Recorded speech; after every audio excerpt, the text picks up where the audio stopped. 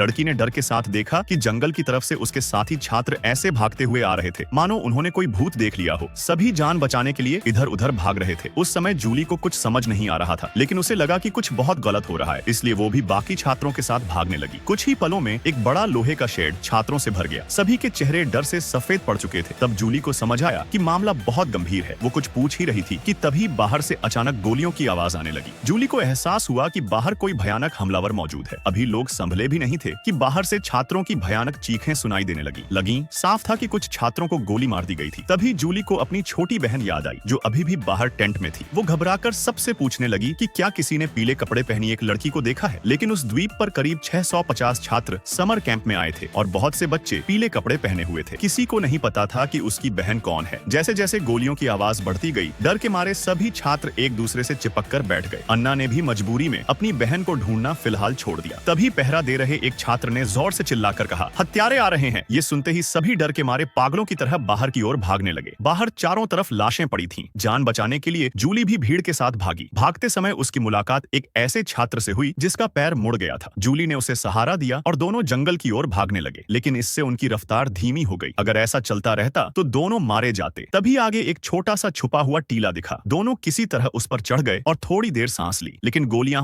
अब भी लगातार चल रही थीं। चारों तरफ चीख पुकार थी। साफ लग रहा था कि यह हमला पहले से योजना बनाकर किया गया था, क्योंकि हत्यारे के पास गोलियों की कोई कमी नहीं थी। वो सबको मार डालना चाहता था।